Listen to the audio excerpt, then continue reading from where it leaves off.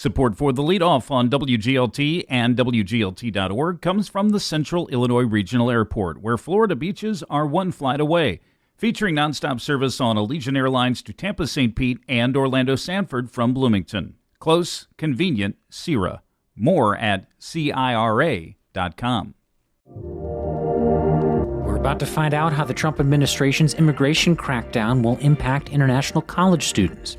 It's one of the things you need to know to start your day for Tuesday, August 5th. I'm Ryan Denham, and this is WGLT's The Leadoff. Now let's lead off with fewer international students at Bloomington-Normal colleges and universities when classes begin this month because of the anti-immigration stance of the Trump administration. WGLT's Charlie Schlenker has more. Last year, there were close to 800 international students attending Illinois State University, Illinois Wesleyan University, and Heartland Community College. The Trump administration paused visa interviews for several weeks in June. It has banned people from 19 countries from entering the U.S. It has limited visa interviews at embassies and consulates, and it is screening the social media presence of potential students. Amy Pavlik is the Associate Vice President for Enrollment and Student Services at Heartland Community College. Pavlik says even students who've not been speaking out about Gaza or U.S. policy are feeling stressed because they feel the administration is looking for reasons to deny visas. What if I forget one of the social media platforms I used to be a member of? Is that going to keep me from getting in? ISU says its entering foreign student class will be about a third smaller. Heartland Community College and Illinois Wesleyan University will each be down about 17% compared to last year. Amy Pavlik says even returning students who already have visas are worried about travel within the U.S. for sports or clubs. In particular, if they're leaving the state of Illinois, they have expressed concern about, am I going to be susceptible to being detained by ICE? Should I be carrying additional documentation on me? International students spend money while they are in this country and often stick around after graduation and get jobs. The National Association of Foreign Student Advisors says the enrollment drop could result in a $380 million hit to the Illinois economy and $7 billion nationwide. For the Leadoff, I'm Charlie Schlenker. Here's some other stories we're following in the WGLT newsroom. 2 Bloomington-Mobile home tenants have reached a settlement in their lawsuit alleging unfair and illegal practices by their landlord. Prairie State Legal Services says Oakwood Properties will make lease changes and do account reviews impacting residents at 5 mobile home parks in Bloomington-Normal. McLean County Treasurer Rebecca McNeil says she's running for another term. She took office in 2003 and has been in government finance and accounting for more than a quarter century. And an Illinois appeals court wants the Illinois Education Labor Relations Board to take another look at a dispute between Illinois State University and a union representing about 300 campus workers. You can find more on these stories at WGLT.org. A McLean County Sheriff's Lieutenant is looking to replace retiring Sheriff Matt Lane next year.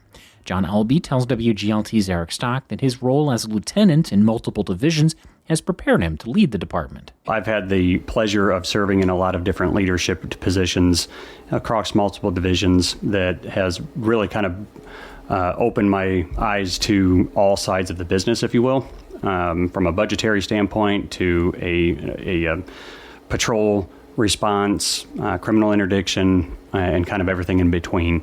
So I think that I'm just a well-rounded person for the position. What are the biggest challenges the department faces now? Certainly from a staffing standpoint, it's retention in the jail.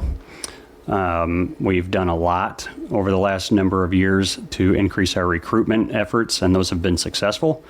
So now the trick is, of course, retaining these new officers. How many do you have, and how short are you in number of corrections officers? We have approximately 60 correctional officers. That I understand now that we're between 5 and 10 down, that we do have some in background. We've come a long way recently and are closer to filling that gap. Corrections work is hard work and can be perhaps long, unpredictable hours, 24/7. How do you go about marketing that? Yeah, it's a great question. It's a unique role for a unique candidate.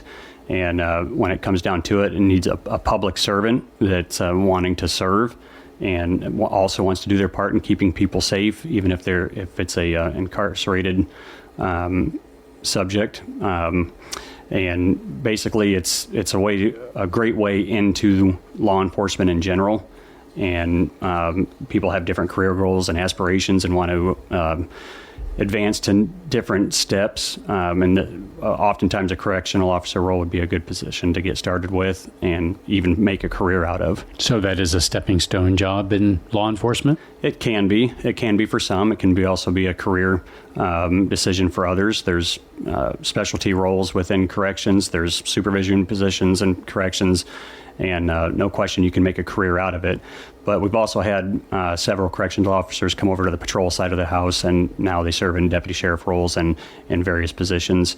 And it's a great start because they've got a background with knowing how to talk to people and treat people with respect. And you're going to have to do that out in the field, just like they had to do in corrections.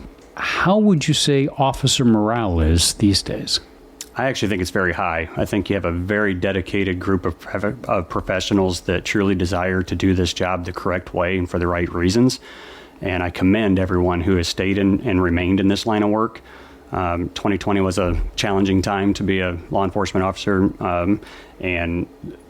Therefore, I think that the members that have stayed truly have what I would call a calling to do this line of work. And I think that they do it for the right reasons. How would you describe your management style? How are you similar or different than the current sheriff? Great question. I think Sheriff Lane has done a great job. And I think we do maybe have different styles in terms of how we would approach things. But ultimately, I have a tremendous amount of respect for the role that he's done and the accomplishments that he's made and the processes that he's put into place. So I'm very much looking forward to, and in fact, I see my focus as a continuation of his efforts. He's been phenomenal in terms of succession planning and helping prepare me for the role. That was McLean County Sheriff's Lieutenant and Sheriff Candidate John Albee speaking with WGLT's Eric Stock. No other candidates have declared for the primary election in March. And before we let you go, 3 McLean County Board committees meet today at the Government Center. Land Use and Transportation is this morning at 8:30, Health at 4 o'clock this afternoon, and Property at 5. And that's it for today. I'm Ryan Denham. The show is produced by Brendan McMonigal. You can subscribe to the Leadoff on the NPR app or wherever you get your podcasts.